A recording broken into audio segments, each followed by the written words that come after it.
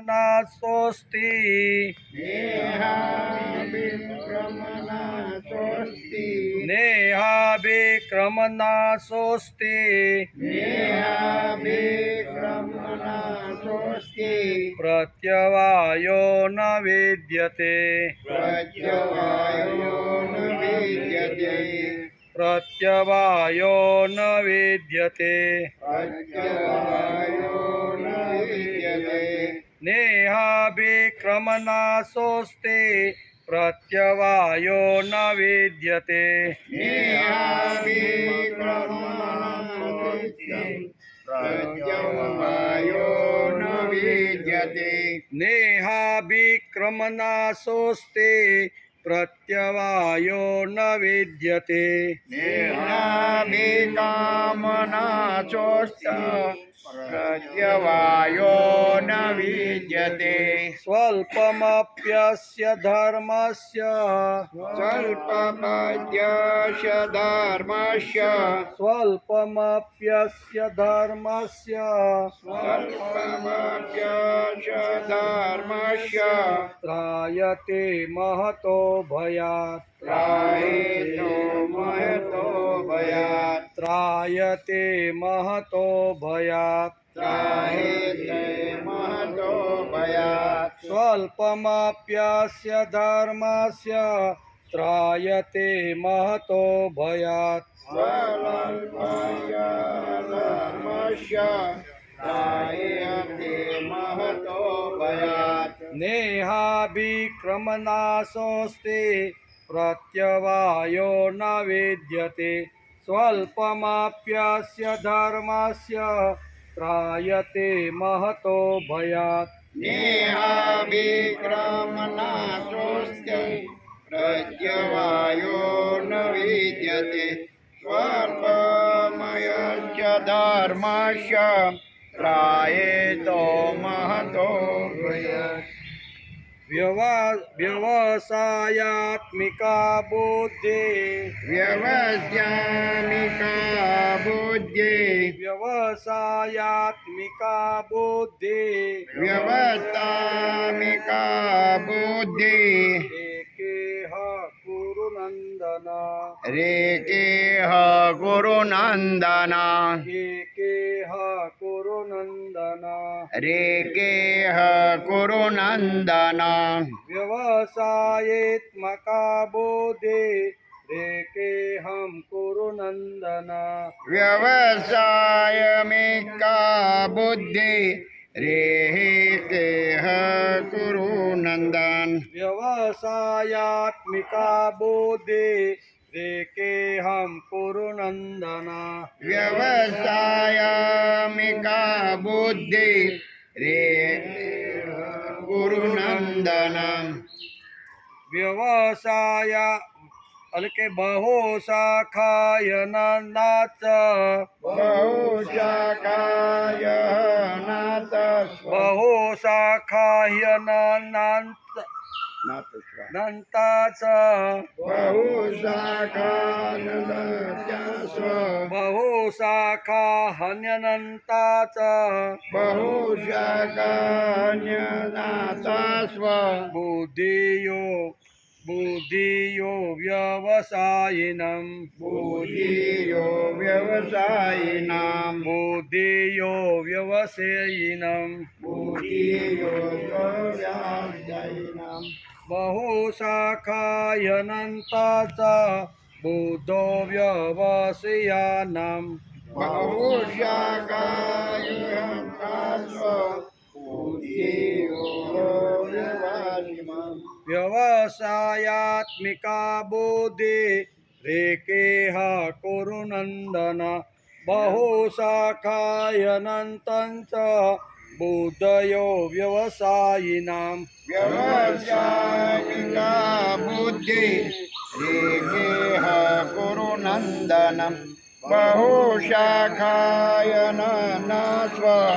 बुद्धयो व्यवसायिनाम् 40-41 समूह नेहाभिक्रमणा स्वस्ति प्रत्यवायो न विद्यते स्वल्पमप्यस्य धर्मस्य त्रायते महतो भयात् व्यवसायात्मिका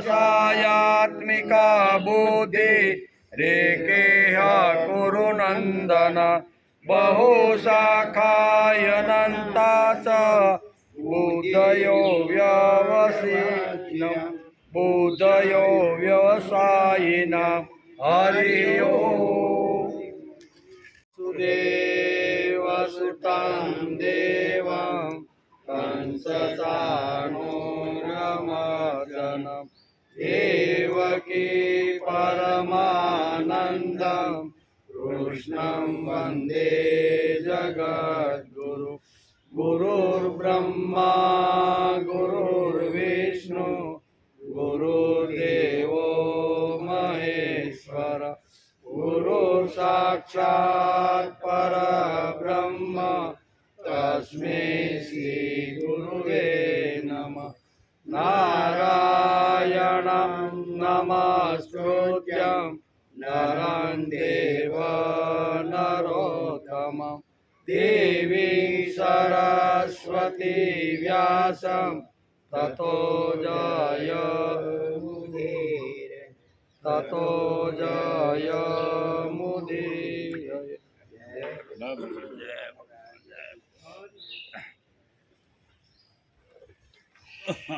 नेहाभिक्रमनाशोऽस्ति प्रत्यवायो न विद्यते स्वल्पमप्यस्य धर्मस्य ત્રાયતે महतो ભયાત। આજે શ્રીમદ ભગવદ્ ગીતા ચિંતન શરૂ થયું એનો 98મો દિવસ। ગઈકાલે આપણે શ્રીમદ ભગવદ્ ગીતાના બીજા સાંખ્ય યોગના 39મા શ્લોકને આપણે નમસ્કાર કર્યા। ગઈકાલે આપણે વિચાર કરતા હતા કે ભગવાને કહ્યું કે હે પાર્થ, આ સમબુદ્ધિ તારા માટે પહેલાં સાંખ્ય યોગમાં કહેવામાં આવી હતી। એમ આજે સમબુદ્ધિ અત્યારે હું તને જે કહું છું એ સાંખ્ય યોગની અંદર જે 15 શ્લોકની અંદર મેં તને જે કીધું હતું એ મેં તને સમજાવી હતી। અને હવે તું એને કર્મયોગના વિષયમાં સાંભળ। જે સમબુદ્ધિથી સુખ થયેલા તું કર્મોના બંધનને સારી પેઠે ત્યજી દઈશ, એટલે કે કર્મ બંધનમાંથી તું છૂટી જઈશ, મુક્ત થઈ જઈશ। એમ અત્યારે ભગવાન આયા 39મા શ્લોકમાં ગઈકાલે અર્જુનને કહેતા હતા કે એકવાર તારી સમબુદ્ધિ એટલે કે કર્મયુક્તિ બુદ્ધિને મારી સાથે જોડી આય તો પછી કર્મ બંધનની અંદર તું એટલે કે કર્મ બંધનથી મુક્ત થઈ જઈશ। એમ અહીંયા ભગવાને અર્જુનને 39મા શ્લોકની અંદર આ વાત એને સમજાવી। આજે આપણે શ્રીમદ ભગવદ્ ગીતાના સાંખ્ય યોગના 40મા શ્લોકનો આજે વિચાર કરવાનો છે। એમાં ભગવાન શું કહે છે? નેહાભિક્રમનાશોસ્તે પ્રત્યવાયો ન વેદ્યતે સ્વલ્પમપ્યસ્ય ધર્મસ્ય ત્રાયતે महतो ભયાત। 40મા શ્લોકની અંદર ભગવાન સારી રીતે અર્જુનને સમજાવવાનો પ્રયત્ન કરે છે। હવે અહીંયા એક નવો વિષય આજથી શરૂ થાય છે અને એ છે કર્મયોગ। નિષ્કામ કર્મયોગ કરવાથી કઈ કઈ વાતો જીવનમાં આવે છે એનો વિચાર ભગવાન આ શ્લોકથી કરવાના છે, 40થી 50 શ્લોક સુધી। એટલે મનુષ્ય લોકમાં, અસ્ય એટલે આ સમબુદ્ધિરૂપ, ધર્મસ્ય એટલે ધર્મના, અભિક્રમ નાશ એટલે આરંભનો અર્થાત બીજનો નાશ, ન અસ્તિ બીજનો નાશ થતો નથી એમ કે, અને તેના અનુષ્ઠાનનું પ્રત્યવાય એટલે અવળું પણ પરિણામ આવતું નથી, હવળું જ આવે। નિષ્કામ કર્મયોગ કરે અને એ જે કર્મ કરે એનું ફળ કેવું આવે? હવળું ને અવળું બે કહેવાય ને, એમાં હવળું આવે। ન વિદ્યતે એટલે કે અવળું ફળ પડતું જ નથી એમ। પછી સ્વલ્પ એટલે થોડું, અપી પણ આચરણ, મહત એટલે જન્મ મૃત્યુથી મહાન, ભયાત ત્રાયતે ભયમાંથી બચાવે છે। નાનું એવું પણ થોડું ઘણું જો ધર્મસ્ય ધર્મનું કામ માણસ કરે, ધર્મ પ્રમાણે જીવે અને નિષ્કામ કર્મયોગ કરે તો નાનકડું એવું કામ જે છે ને એ એને પ્રભુ સુધી પહોંચાડી દે છે, બ્રહ્મ તત્વ સુધી લઈ જાય છે. એવું ભગવાન અત્યારે અર્જુનને આ વાત સમજાવે છે. એટલે બહુ સરસ આ શ્લોક છે. આ શ્લોક આપણા જીવનને ખૂબ જ આશ્વાસન આપે એવી રીતનો આ શ્લોક છે. ભગવાન કહે છે કે હે અર્જુન, મનુષ્ય લોકમાં આ સમબુદ્ધિરૂપ ધર્મના આરંભનો અર્થાત બીજનો નાશ થતો નથી અને એના અનુષ્ઠાનનું અવળું ફળ પણ મળતું નથી. અને આનું થોડું ઘણું પણ જો આચરણ કરવામાં આવે, ધર્મનું આચરણ કરવામાં આવે તો જન્મ મૃત્યુરૂપી મહાન ભયમાંથી રક્ષણ મનુષ્ય લોકના માનવીને મળે છે. બહુ સરસ રીતે આપણા જેવાને આશ્વાસન આપે એવી રીતનો આ શ્લોક છે. પહેલી લીટીમાં ભગવાન કે નેહાભી ક્રમ નાશોસ્તિ, આ સમબુદ્ધિ એટલે ક્ષમતાનો કેવળ આરંભ થઈ જાય તો તે આરંભનો પણ નાશ થતો નથી. સ્વલ્પમપ્યસ્ય ધર્મસ્ય બુદ્ધિ, એટલે કે ધર્મયુક્ત બુદ્ધિ જે છે થોડી ઘણી પણ હોય એનો જો માણસ પ્રારંભ કરી દે તો એનો નાશ થતો નથી. શા માટે? કે મૃત્યુ પછી એ થોડું ઘણું ધર્મનું જે કામ કર્યું હોય છે ને એ પછી ત્યાંથી નવા જન્મમાં એની સાથે એ શરૂ થઈ જાય છે. એટલે ફેલ જાતું નથી એમ ભગવાનનું અહીં કહેવાનું. થોડું ઘણું પણ ધર્મનું કામ જો હાથમાં માણસ લઈ અને ફરે અને વચ્ચે જો કાંઈ દુર્ઘટનામાં એનું મૃત્યુ થાય તો જે કાંઈ થોડું ઘણું ધર્મનું જે કાર્ય કર્યું છે ને ત્યાંથી પાછા નવા જન્મની શરૂઆત થાય છે. તેથી ઘણી બધી જગ્યાએ આપણે જાણવા મળે છે કે નાના નાના ટેણિયા હોય ને એ પણ આખી શ્રીમદ ભગવદ્ ગીતા હોય, દુનિયાના કોઈ પણ પ્રશ્ન એને પૂછો ને તો એ હવે 7-8 વર્ષનું કે 10 વર્ષનું બાળક ફટોફટ જવાબ આપે છે. એનું કારણ શું છે કે ગત જન્મનું સ્વલ્પમપ્યસ ધર્મ છે. ધર્મનું કામ કરતો કરતો એ ભાઈ વહી ગયો છે તો જ્યાંથી અધૂરું છે ત્યાંથી પાછી શરૂઆત થાય છે. અહીં બહુ સરસ રીતે સમજાવે છે. ઉત્કંઠા જાગી છે એ જ ક્ષમતાનો આરંભ થવો છે. આ આરંભનો કદી અભાવ નથી હોતો, કેમ કે સત્ય વસ્તુની લાલસા પણ સત્ય જ હોય છે. સત્ય વસ્તુની લાલસા હંમેશા સત્ય જ હોય છે. પછી અહીં ઈહ શબ્દ વાપરવામાં આવ્યો છે. પ્રથમ ઈહ કેવો? ઈહ કહેવાનું તાત્પર્ય એ છે કે આ મનુષ્ય લોકમાં આ મનુષ્ય સમબુદ્ધિને પ્રાપ્ત કરવાનો અધિકારી છે. 84 લાખ ઘણી બધી યોનિઓ છે, પશુ પક્ષીની, જીવજંતુની, ઘણી બધી વૃક્ષ વનસ્પતિની ઘણી બધી યોનિઓ બ્રહ્માએ નિર્માણ કરેલી છે. પણ એમાં જો કોઈ આ યોગ પ્રાપ્ત કરવાની ક્ષમતા જો કોઈનામાં હોય 84 લાખ યોનિમાં તો એ મનુષ્ય યોનિમાં જ છે. મનુષ્ય જો ધારે તો ઘણું બધું સારું કરી શકે છે. એમ ભગવાન કે આથી તે યોનિઓમાં વિષમતા રાગદેશનો નાશ કરવાનો અવસર જ નથી. બીજી યોનિમાં રાગદેશનો અવસર કરવાનો આવી વિષમતા જ નથી. એમ કે ભોગ એટલે કે રાગ દ્વેષપૂર્વક જ થાય છે. જો રાગ દ્વેષ ના હોય તો ભોગ થશે નહીં, ઉલટાનું સાધન એટલે કે સાધન જ થશે. પછી પ્રત્યવાયો ન વિદ્યતે, સકામ ભાવપૂર્વક કરવામાં આવેલા કર્મમાં જો મંત્ર ઉચ્ચારણ યજ્ઞ વિધિ વગેરેમાં કોઈ ખામી રહી જાય તો તેનું વિપરીત પરિણામ આવે છે. આપણે યજ્ઞ કરવા માટે બેઠા એમાં આહુતિ આપવામાં કે મંત્ર બોલવામાં જો કાંઈ આડી અવળી જો ભૂલ થાય ને તો એનું પરિણામ કેવું આવે છે? વિપરીત પરિણામ આવે છે. વિપરીત પરિણામ આવે છે. જેમ કે કોઈ પુત્ર પ્રાપ્તિને માટે પુત્રેષ્ટિ યજ્ઞ કરતો હોય તો એમાં વિધિની ત્રુટિ થઈ જવાથી પુત્ર થવાનું તો દૂર રહ્યું પણ ઘરમાં કોઈનું મૃત્યુ થઈ જાય. શું કહેવાય, પુત્ર પ્રાપ્તિ માટેનો યજ્ઞ કરતા હોય એમાં વિધિ પ્રમાણે ન થાય, મંત્રમાં કાંઈ ભૂલ આવે અથવા આડાવડું જો થઈ જાય તો દીકરો કે દીકરી પ્રાપ્ત થવાને બદલે ઘરમાં કોઈનું મૃત્યુ એટલે ઉલટું પરિણામ મળે છે. એમાં કહેવાનું કેવું? શાસ્ત્ર પ્રમાણે અથવા જે વેદોક્ત પદ્ધતિ પ્રમાણે જો ન કરવામાં આવે તો ઘણીવાર ઉલટું પરિણામ જોવા મળે છે.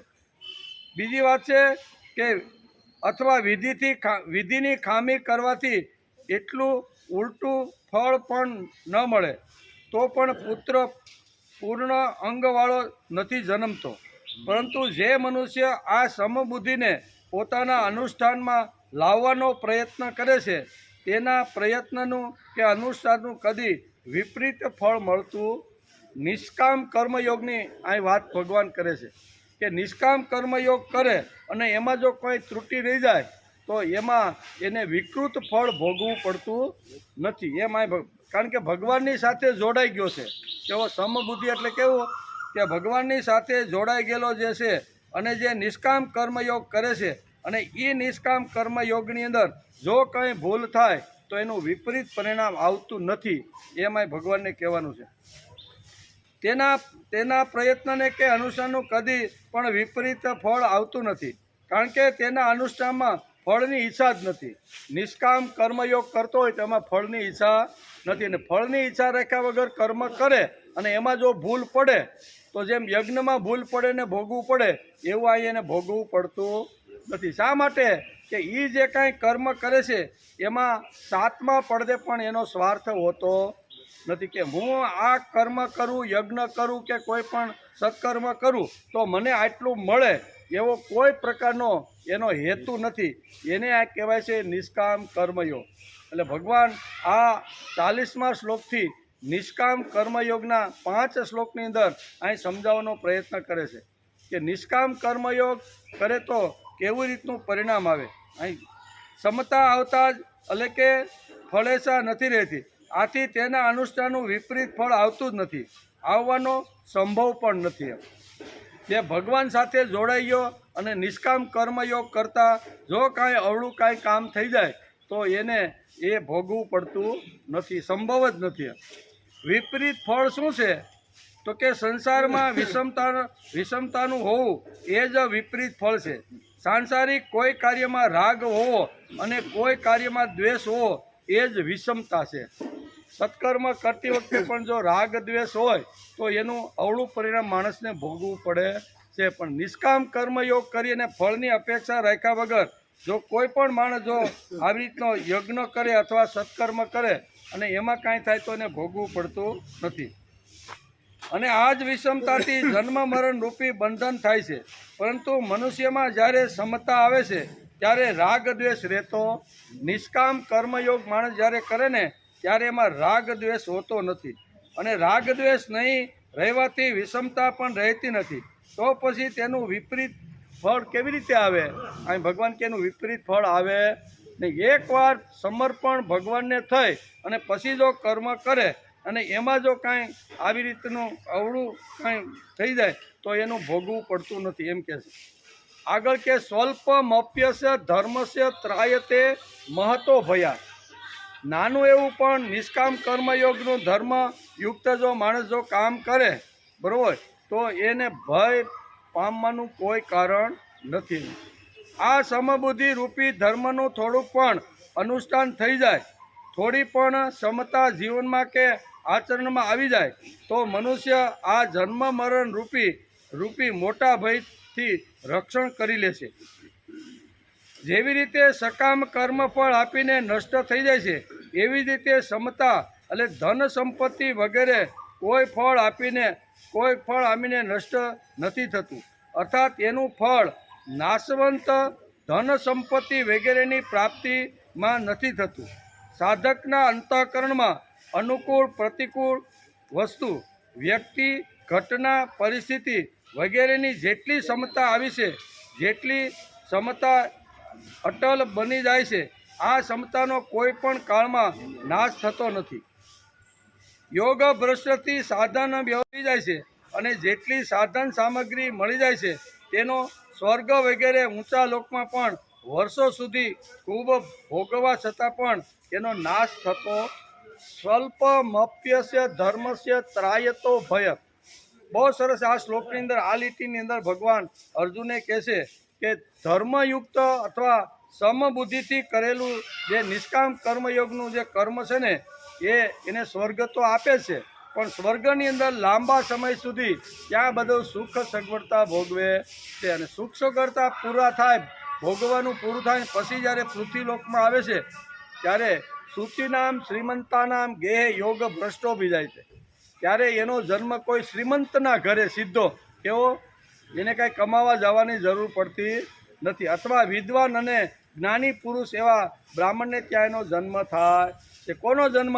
તો કે સ્વલ્પ મપ્યસ્ય ધર્મસ્ય ત્રાયતો વિદ્યતે, એટલે કે જે થોડું ઘણું પણ ધર્મનું આચરણ કરે, ધર્મનું કામ કરે, ધર્મ પ્રમાણે જીવવાનો પ્રયત્ન કરે અને ધર્મને હાથમાં લઈને સમાજમાં ફરે, બરાબર, તો એ જ્યારે મૃત્યુ પામે છે ત્યારે એનું કરેલું કર્મ છે, એનું જે ફળ છે એ નિષ્ક્રિય એટલે કે ફેલ જાતું નથી. જ્યાંથી બહુ સરસ કહે છે.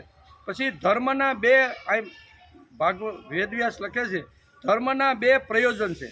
ધર્મ છે ને એના બે પ્રયોજન, એક તો દાન આપવું, પરબ ખોલવું, અન્નક્ષેત્ર ખોલવું, હોસ્પિટલો બંધાવી, એક કર્મ છે ધર્મનું પ્રયોજન. અને બીજું ધર્મનું પ્રયોજન છે વર્ણાશ્રમ પ્રમાણે શાસ્ત્રોમાં જણાવેલા પોતાના કર્તવ્ય કર્મનું તત્પરથી પાલન કરવું. ધર્મના શું કહે છે, ધર્મના બે પ્રયોજન આ શાસ્ત્રકાર શ્રીમદ ભગવદ્ ગીતા સમજાવે છે.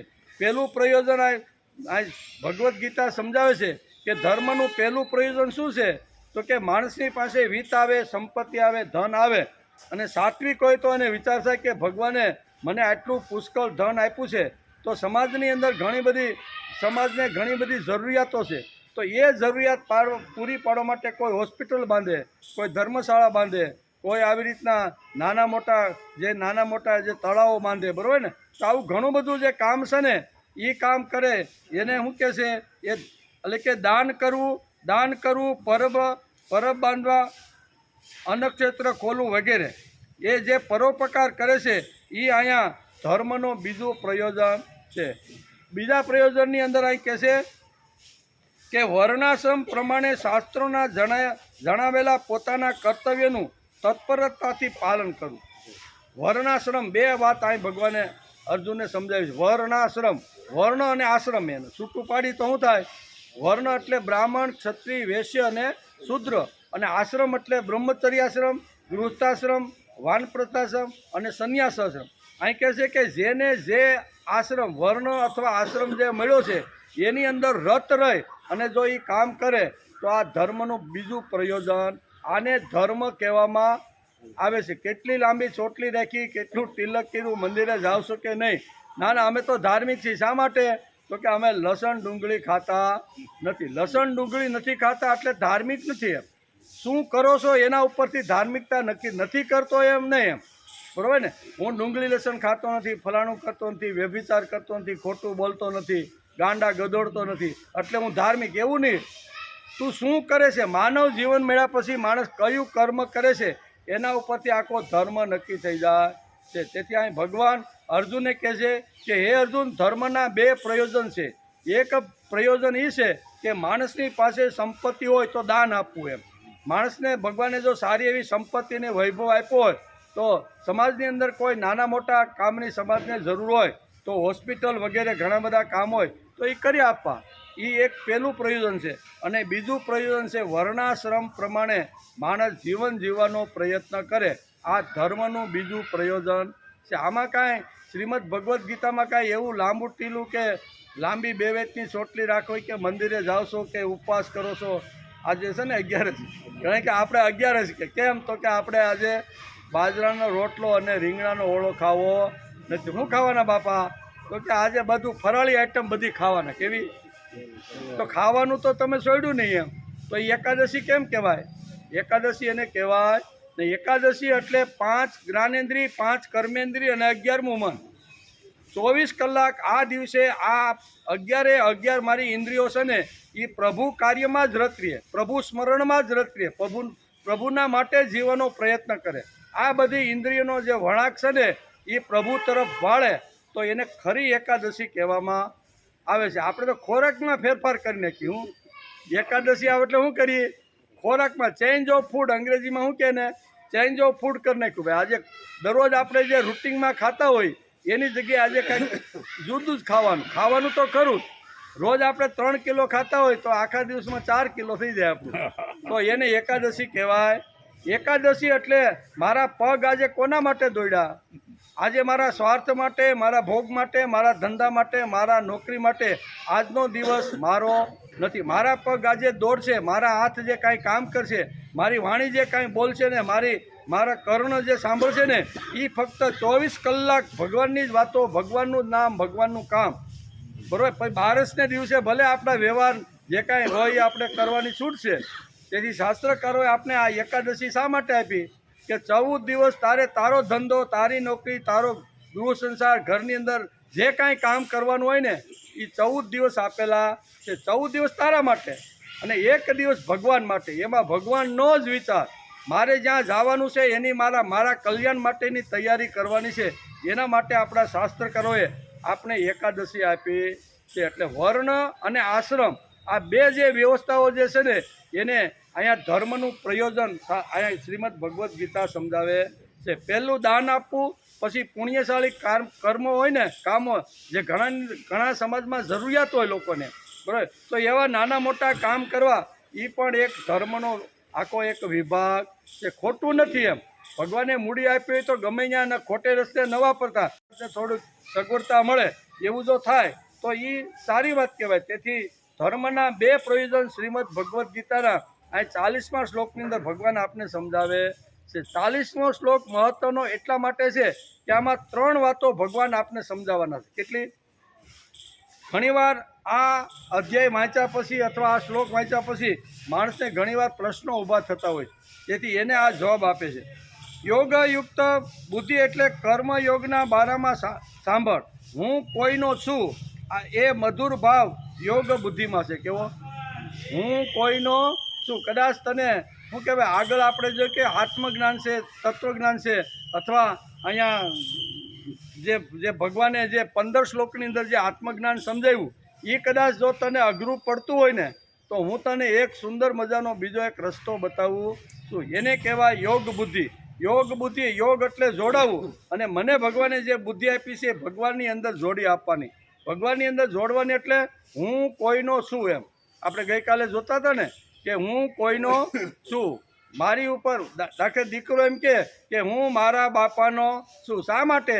તો કે મારા બાપાએ પરસેવો પાડી, રાત દિવસ ઉજાગરા કરી, કદાચ જમવાનું એકાદ ટાઈમ નહીં મળ્યું હોય તો એવી બધી અગવડતા ઊભી કરી અને મારા મા બાપે મને 22-23 વર્ષનો ભણાવી ગણાવીને મોટો કર્યો છે. એના ઋણમાંથી હું ક્યારેય મુક્ત થવાનો નથી. તેથી હું મારા બાપાનો છું.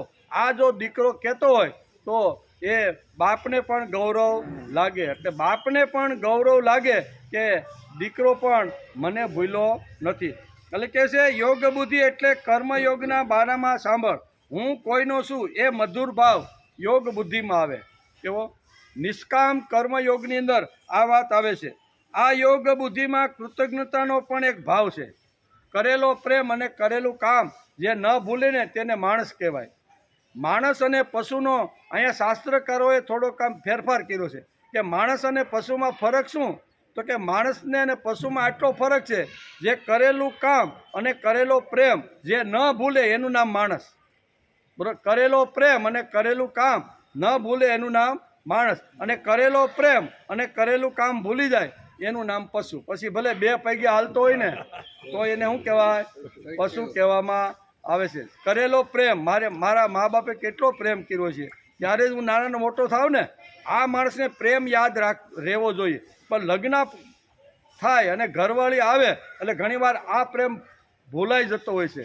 શાસ્ત્રકારો કહે છે અંત સુધી પણ જેણે મને પ્રેમ કરીને મોટો કર્યો, જેણે મને પ્રેમ આપીને ભણાવ્યો ગણાવ્યો, એનો પ્રેમ તો ગમે તેટલા દિવસો સુધી જો કરવો પડે તો એ પ્રેમ. એટલે કહેવાનો અર્થ કરેલું કામ અને કરેલો પ્રેમ ન ભૂલે એનું નામ માણસ. એને કહેવાય કૃતજ્ઞતા. શું કહેવાય? કરેલો પ્રેમ અને કરેલો. આ યોગાનું એક બુદ્ધિમાં કૃતજ્ઞતાનો પણ એક ભાવ છે. જનક રાજા કહેતા હતા કે હું યાજ્ઞવલ્કનો છું. બહુ મોટી વાત.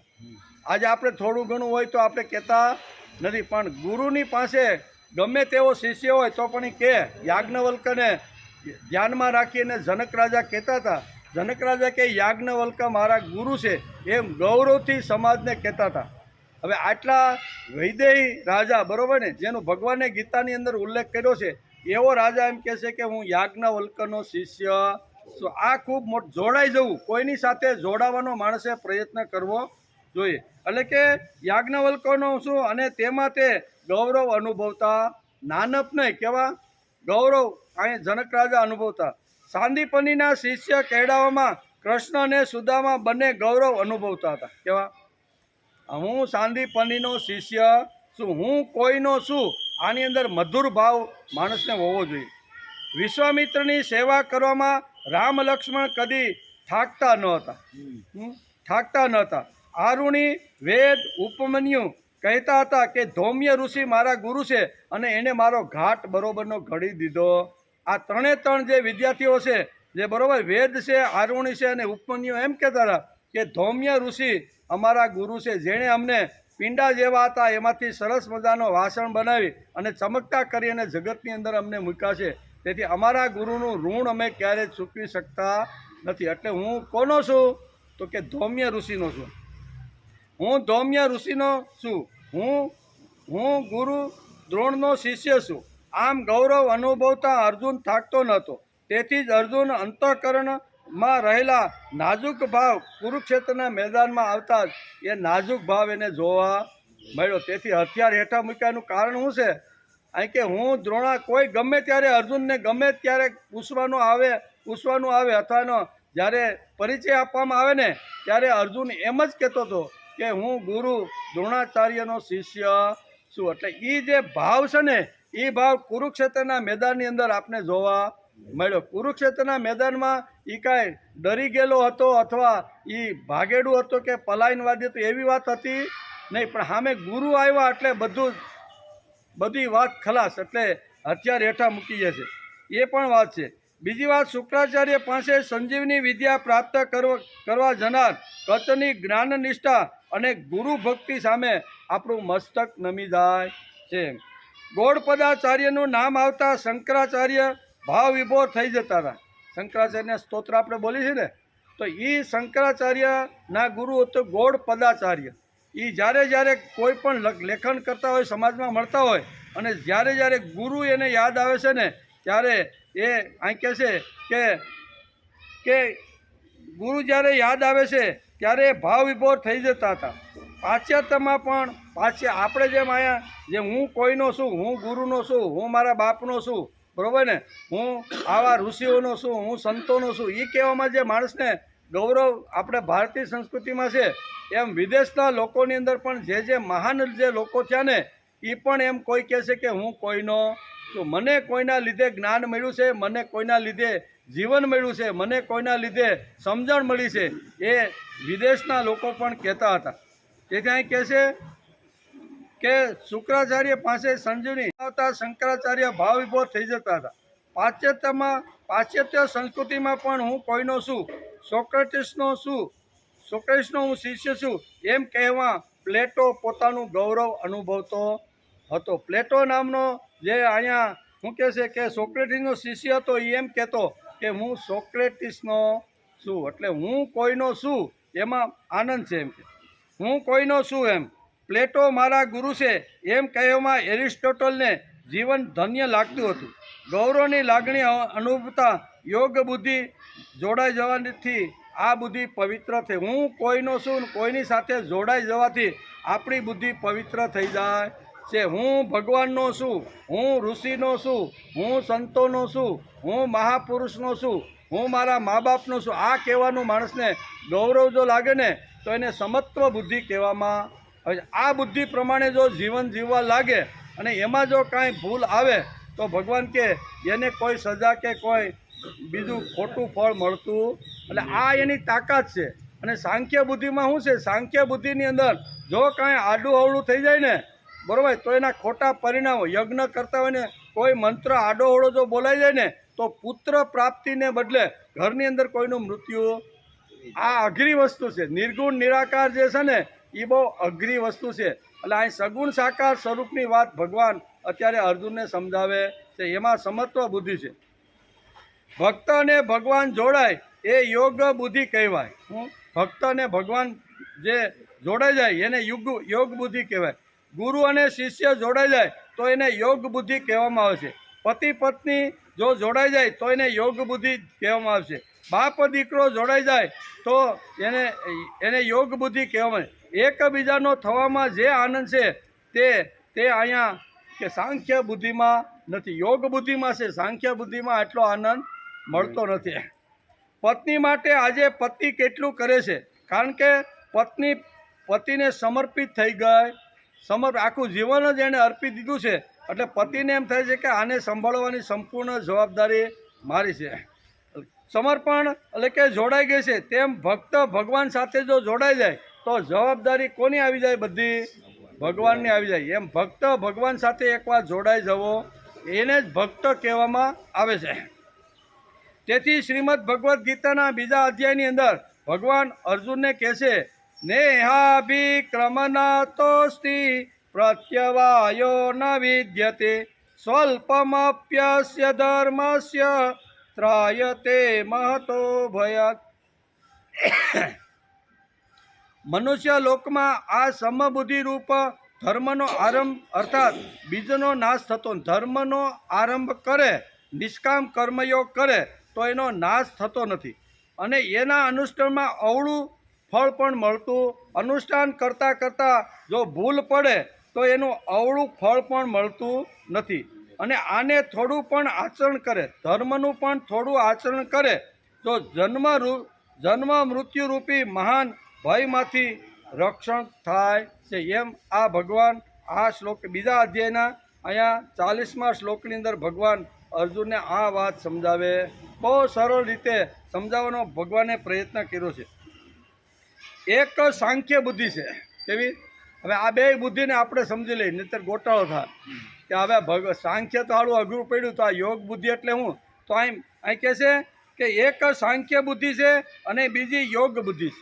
બે બુદ્ધિ આ અધ્યાયની અંદર અહીંયા ભગવાને બહુ અર્જુનને બે રીતે સમજાવવાનો પ્રયત્ન કર્યો છે. એમાં 15 શ્લોક સુધી એણે શું કહેવાય સાંખ્ય બુદ્ધિ સમજાવી, આત્મજ્ઞાન સમજાવ્યું, બરાબર. પણ એ પછી બીજું એક તત્વજ્ઞાન ભગવાન સમજાવવાનો પ્રયત્ન કરે છે અને એ છે યોગ બુદ્ધિ. એક તત્વજ્ઞાનની ભૂમિકા સમજાવે છે અને બીજી તે જીવનમાં કેમ આવે તે માટે કહેલું કર્મયોગનું શાસ્ત્ર સમજાવે છે. બે ભગવાને કીધેલી વાત છે. કેવી? આ બે વાત કોને કીધી છે? ભગવાને. યોગ બુદ્ધિ પણ ભગવાન કહેવાના છે આ શ્લોકની અંદર, અને આગળ સાંખ્ય બુદ્ધિ શું છે એ પણ ભગવાને આગળ કહી દીધું છે. એટલે બંને જે બુદ્ધિ છે, સાંખ્ય બુદ્ધિ અને યોગ બુદ્ધિ, એ બે ભગવાન જ કહે છે. તેથી આ બંને બુદ્ધિને સમજવાનો આપણે પ્રયત્ન કરવો. જે ભગવાનના મુખારવિંદમાંથી સાંખ્ય યોગ અને કર્મયોગના જે સિદ્ધાંતો નીકળ્યા છે એને આપણે સમજવાનો પ્રયત્ન કરવો. એટલે કે ભગવાને આટલું મહત્ત્વ બીજા અધ્યાયના 40મા શ્લોકની અંદર આ કર્મયોગને શા માટે આપ્યું? સાંખ્ય યોગ કરતાં કર્મયોગ શ્રેષ્ઠ છે એવું ભગવાનને શા માટે કહેવું? કે સાંખ્યના 15 શ્લોક તો એને કહી જ દીધા, તો પાછી વળી અહીં કહે છે કે ભાઈ સાંખ્ય યોગ કરતાં કર્મયોગ શ્રેષ્ઠ છે. ત્યારે ઘણાને પ્રશ્ન થાય કે ભગવાન આમ આડું અવળું કેમ કહે છે? હવે સાંખ્યની જરૂરત ન હોય તો સીધો કર્મયોગ કીધો તો ન હાલત? ઘણાને આવી રીતના બુદ્ધિમાન માણસો જે ગીતાનો અભ્યાસ કરતા હોય એના મનમાં ઘણા આવી રીતના પ્રશ્નો હોય છે કે ભગવાનને આટલી મહેનત 15 શ્લોક સુધી બોલીને સમજાવવાનું, આખું બધું તત્વજ્ઞાન સમજાવ્યું, એના કરતાં સીધા 40મા શ્લોકથી એને કર્મયોગ સમજાવી દીધો તો ન હાલત? નહીં, હાલે જ નહીં. જ્ઞાન શ્રેષ્ઠ. જ્ઞાન થયા વગર ગમે તેટલું કર્મ માણસ જો કરે ને તો એનો કોઈ સમાજમાં હેતુ રહેતો. જ્ઞાન વિહીનમ સર્વમેતમ મુક્તિમના ભજતી જન્મ સત્યનમ. આમ શંકરાચાર્ય કેવું પીડ્યું. હું જ્ઞાન વગર માણસને મુક્તિ મળતી નથી. તેથી પ્રથમ ભગવાને જ્ઞાનની વાત કરી અને એ જ્ઞાન માણસના જીવનમાં જો સ્થિર થઈ જાય અને પછી જો એ કર્મયોગ કરે તો કર્મયોગ કર્યા પછી એની ગતિ કેવી રીતની થાય છે એ 40મા શ્લોકમાં ભગવાન આપને સમજાવે છે. એક છે સાંખ્ય યોગ અને બીજો છે કર્મયોગ. આ બંનેનો તફાવત આજે આપણે સમજી લેવો જોઈએ. સાંખ્ય યોગમાં શુદ્ધ જ્ઞાન છે. કેવું? સાંખ્ય યોગ જે ભગવાને 15 શ્લોક જે કીધા એમાં કેવું છે? ભેળસેળ વગરનું, બરોબર. માત્રા સ્પર્શાસુ કોંતેય કીધું ને કે માત્રા સ્પર્શસુ કોંતેય શીતોષ્ણ સુખ દુઃખ આગમાં પાયમાં નિત્ય.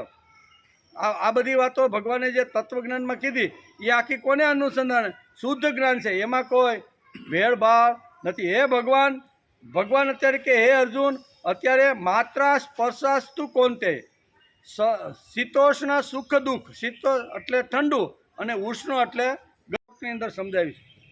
જે માણસ સંસાર લઈને બેઠો છે એના જીવનમાં આ બધી વાતો આવવાની છે. તેથી હે અર્જુન તું એને સહન કર. આગમાં પાયીનામ નિત્ય એવું ભગવાને આ શ્લોકમાં કીધું છે. આ બધા મહેમાનની જેવા છે. સુખ છે, દુઃખ છે, શીત છે, ઉષ્ણ છે, કેવા છે? મહેમાન જેવા. મહેમાન કાયમ રહે? 1 કલાક 2 કલાક 5 કલાક કોઈ વળે બહુ હોય તો કે હાલો ને ચૂલાના હાગા છે તો 1 રાત રોકાઈ જાય, પણ વધારે રોકાતા નથી. વધારે તો રોકાતા હતા 50 વર્ષ પહેલાં બધા ધામાં નાખતા હતા ફળિયામાં ખાટલા કે મહેમાન આવ્યા છે અઠવાડિયું સુધી જવાના નથી. પણ હવે એવું રહ્યું. આગમાં પાઈ નામ નિત્ય. હજારો વર્ષ પહેલાં ભગવાને ગાયેલી આ છે. કેટલી વાત? હજારો વર્ષ, 5000 વર્ષ પહેલાં ભગવાનના મુખારવિંદમાંથી આ શબ્દો નીકળ્યા છે કે સુખ દુઃખ ઉષ્ણ અને આવી રીતનું જે ચિત્ત છે એ કાયમ રહેવાના નથી. આવન જાવન કરે મહેમાનની જેમ. એટલે તારે હે અર્જુન એ સહન કર્યા વગર છૂટકો નથી. આપણા ઘરમાં, વ્યવહારમાં, ધંધામાં, નોકરીમાં આ બધું આવે કે નહીં, તો થોડુંક સહન કરતાં માણસે શીખવાનો પ્રયત્ન કરવો જોઈએ.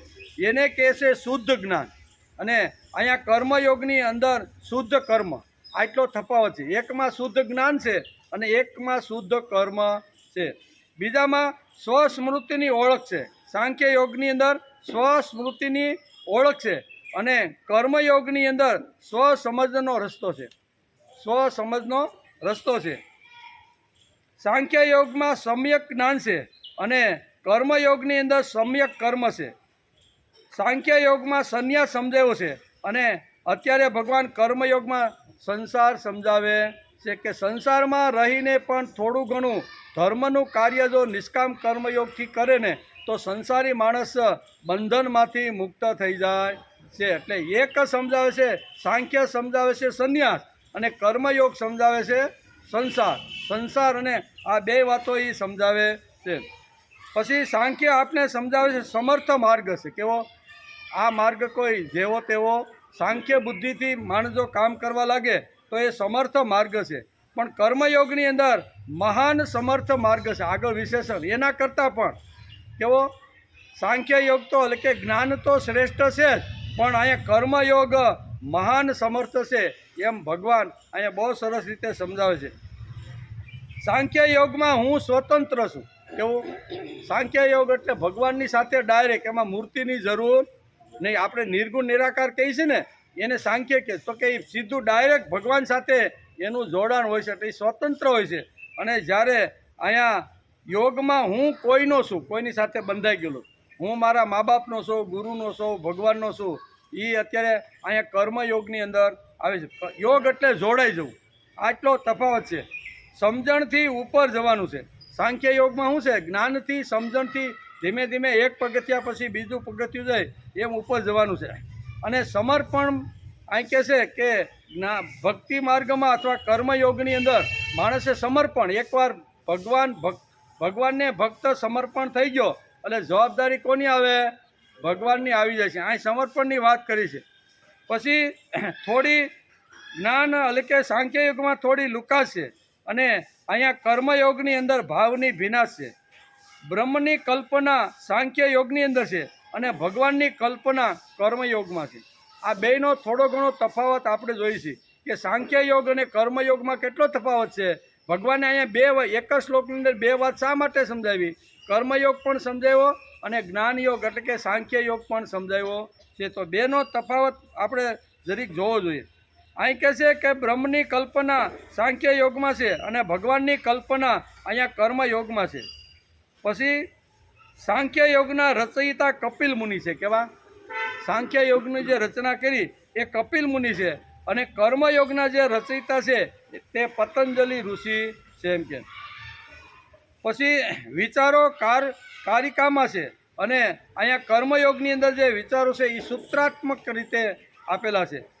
મુખ્ય વિચાર અદ્વૈત છે સાંખ્ય યોગમાં, અને અહીંયા કર્મયોગની અંદર મુખ્ય વિચાર અહીંયા દ્વૈતનો છે. દ્વૈત અને અદ્વૈત આ 2 સિદ્ધાંત બંને સાંખ્ય અને કર્મયોગની અંદર આવે છે. આમ થોડુંક અહીંયા શું કહેવાય તફાવત, સાંખ્ય અને કર્મ આ બેની અંદર તફાવત શું છે? સાંખ્ય યોગ એટલે જોડાઈ જવું અને કર્મયોગ એટલે કર્મથી જોડાવાનું, એક જ્ઞાનથી જોડાવાનું. આ 2 તફાવત આ શ્લોકની અંદર સમજાવવાનો ભગવાને પ્રયત્ન કર્યો. જ્ઞાનથી પણ ભગવાન સાથે જોડાઈ જવાય, પણ એ રસ્તો બહુ કઠણ અને ખૂબ જ આકરો છે. મહાન આવી રીતના પુરુષો હોય ને એ ઘણીવાર ત્યાંથી હેઠા પડતા આટલો અઘરો છે. અને અહીંયા કર્મયોગનો રસ્તો ભગવાને એકદમ સરળ આપી દીધું કે હું કોઈનો છું, કોઈની સાથે જોડાઈ જા, બરાબર ને. અને એમાં જો કાંઈ ભૂલ પડશે ને તો એનું કોઈ દી વિપરીત ફળ આવશે ને. આ બે વાતો સમજાવવાનો પ્રયત્ન અહીં ભાગ વેદવ્યાસ ટાઈમ થઈ ગયો. અધ્યાય બીજો સાંખ્ય યોગ, અને એમાં 40મા શ્લોકમાં અહીંયા ભગવાન એક જ શ્લોકની અંદર બે વાત કરે છે. સાંખ્ય શાસ્ત્રની વાત કરે છે અને કર્મયોગ શાસ્ત્રની વાત કરે છે. તો બેયને જો આપણે ખરેખર સમજી લઈએ તો બે કરવા જેવા ખરા એમ, પણ એકમાં થોડોક ચઢાણવાળો માર્ગ છે અને એકમાં સંસાર કરતાં કરતાં સહેલાઈથી કરી શકાય એવો માર્ગ કર્મયોગનો, નિષ્કામ કર્મયોગનો ભગવાને આ શ્લોકમાં સમજાવવાનો પ્રયત્ન કરે છે. તેથી આપણે આ શું કહેવાય, આપણે જે કર્મયોગનો એક જો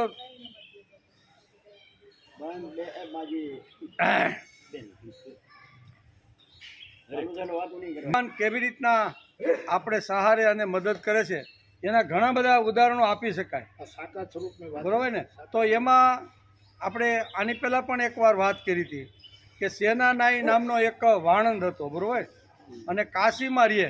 કાશી નગરી એટલે પવિત્ર નગરી એમ. જે આપણી બધી નગરીઓ છે ને એ બધી નગરીમાં કાશીનું સ્થાન પણ છે. અયોધ્યા, મથુરા, માયા, કાશી, કાંચી, અવંતિકા, પુરી, દ્વારાવતી સેવ, સપ્તેતા, મોક્ષદાયિકા. આ 7 નગરીનું રોજ માણસ જો પારાયણ કરે, રોજ એ શ્લોક બોલે અથવા એના નામ લે ને 7 નગરીના, તો એ માણસને મોક્ષના દ્વાર સુધી લઈ જાય છે. એવી પવિત્ર નગરીની અંદર એક સેનાનાઈ નામનો બ્રાહ્મણ રહેતો. અને એણે ઓલો વાણંદ બ્રાહ્મણ, સેનાનાઈ નામનો એક વાણંદ રહેતો હતો. અને વાણંદનું કામ શું તો કે હજામતને બાલ દાઢી એ બધું કરવાનું. એટલે કાશીમાં એક નાની એવી દુકાન રાખી અને રોજ એનો આ નિત્યક્રમ થઈ ગયો હતો. એક દિવસ એને વિચાર આવ્યો કે આ જીવન મને જે મળ્યું છે એ ખાલી મારા ભોગ માટે કે મારા માટે નથી. તેથી તેણે વિચાર કર્યો કે મારે પણ કાંઈક એવું કામ કરવું જોઈએ કે જે કામ કર્યા પછી મને ફળ ન મળે, મારે ફળ જોઈતું નથી. એટલે એવું એણે નિશ્ચય કરી નાખ્યો. અને તેથી એણે સંકલ્પ કરી અને નક્કી કર્યું કે સવારે 7 વાગે મારી દુકાન ખુલી જાય અને રાતના બપોરના 1 વાગ્યા સુધી મારી દુકાન ખુલી. એમાં ભગવાનને મને જેટલું આપવાનું હોય છે ને, જેટલા ગ્રાહકો મોકલવાના છે એમાંથી જે કાંઈ ધન સંપત્તિ મળશે ને એમાં મારો યોગ છે, હું ચલાવીશ. આવું કોણે નક્કી કર્યું? સેનાનાઈએ. અને તો પછી બાકીનો 1 વાગ્યા પછીનો તો કંઈ ઘેરે આવવાનું, થોડું નાહવા ધોવાનું કે જે કાંઈ ખાવા પીવાનું હોય કરી અને 3 વાગ્યે કાશી એટલે ગંગા મૈયાના પવિત્ર કિનારા ઉપર જવાનું. કારણ કે કાશી ક્યાં, કાશીની અંદર ગંગા મૈયા વહે છે ને. કાશી પવિત્ર એટલા માટે છે કે ત્યાં ગંગા ધો કરતી હરિદ્વારથી નીકળીને કાશી સુધી જાય છે. અને ભગવાન શિવજીનું ત્યાં પ્રાગટ્ય છે. 12 જ્યોતિર્લિંગની અંદર એક જ જ્યોતિર્લિંગ કાશીમાં પણ છે. એટલે કાશીનું ઘણી રીતે મહત્ત્વ છે. આવા મહત્ત્વના શહેરની અંદર આ સેનાનાએ સંકલ્પ કર્યો કે હવે આજથી મારે હું 3 થી 7 વાગ્યા સુધી કે 8 વાગ્યા સુધી સાંજ પડે આરતી થાય ને ત્યાં સુધી મારે ગંગા નદીના કિનારે રહેવાનું. હજરીઓ અને કોથળી બધી લેતી જવાની. અને ત્યાં જે કોઈ સંતો મહાપુરુષો અથવા કોઈ આવે તો એની જે કાંઈ બાલદાઢી કોઈ કરવાના હોય તો એમાં કોઈ પણ પ્રકારની અપેક્ષા રાખ્યા વગર નિષ્કામ કર્મયોગ મારે કરવું. આ ભગવાન આપણે અહીંયા બીજા અધ્યાયના 40મા શ્લોકની અંદર અહીં નિષ્કામ કર્મયોગની વાત કરે છે. એ જો આપણે દ્રષ્ટાંત આપીને જો સમજવાનો પ્રયત્ન કરીએ તો ખબર પડે કે નિષ્કામ કર્મયોગમાં કેટલી તાકાત છે. સાંખ્ય યોગ કરતાં કેટલું શક્તિશાળી કર્મ આ નિષ્કામ કર્મયોગ છે એ અહીંયા બહુ સરસ રીતે સમજાવવાનો પ્રયત્ન કર્યો છે. સંતો આ ધરતી ઉપર અનેક થયા છે, હજારો સંતો થયા છે. 13 પણ ગણી શકાય નહીં ને એટલા મહાન સંતો આ જગતમાં થયા છે. પણ આવી રીતનો એક સેનાનાઈ પણ હજામ પણ સંત બની શકે છે, એ ભગવાનનો લાડકો દીકરો બની શકે છે. એવું આપણા અહીંયા સંત સાહિત્યની અંદર એનું સુંદર મજાનું વર્ણન કરવામાં આવ્યું છે. અને રોજ આવી રીતનો નિત્યક્રમ 3 વાગ્યે ત્યાં કાશીના ઘાટ ઉપર વયો જાય અને બધા જે કાંઈ આવી રીતના આવે એના બાલ દાઢી કરે, 1 પૈસો લેવાનો. આ મારો નિષ્કામ કર્મયોગ છે. મારો પોતાનો વ્યક્તિગત જે કર્મ છે ને એ તો હું સવારે 7 થી 1 વાગ્યા સુધી કરું છું. એમાં ભગવાનને જેટલું મને આપવાનું હોય ને એટલું આપી દેશે એવો સંકલ્પ કરી અને રોજ આવી રીતનું કરવા લાગ્યો. ઘણા લોકો એના વિઘ્ન સંતોષી હોય, કોઈ પણ સંત હોય ને, જે સંતો જગતમાં થયા એને વિઘ્ન આપવાવાળા તો કોઈને કોઈ તો હોય જ એમ. એટલે વિઘ્ન સંતોષી માણસ એકવાર આવી રીતના દુકાને ગયા, દુકાન બંધ હતી. એટલે એ કે ભાઈ આ સેનાનાઈ ક્યાં ગયો? તો આજુબાજુમાં પૂછ્યું એમ કે ભાઈ એ તો ભાઈ એની દરરોજ 1 વાગે તો બંધ થઈ જાય છે અને બીજે દિવસે સવારે 7 વાગે પાછી ખુલે છે. એટલે કે હું આવડો મોટો માણસ, મોટો નગર શેઠ ને મારે અહીં પાછું જવું પડે એમ કંઈ થોડોક ક્રોધની અંદર ને થોડોક આવી રીતનું બોલવા લાગ્યો. અને પછી રાજાને જઈને ફરિયાદ કરી. એ વખતના રાજા રજવાડા હતા ને આપણા, તો એ વખતના રાજાને જઈને ફરિયાદ કરે છે કે આ સેનાનાઈ તો મોટો અહંકારી થઈ ગયો છે, દુકાન ખોલતો જ નથી કે બપોર પછી કે બરાબર. અને રાજાને થોડા કાન ભંભેરણી કરીને કોઈ પણ હિસાબે તમારે આની દુકાન ખોલાવવી જોઈએ. ભલે એ બપોર પછી 3 કલાક જ બેસે પણ દુકાન તો ખુલ્લી રહેવી જોઈએ. એટલે કે કાંઈ વાંધો નહીં.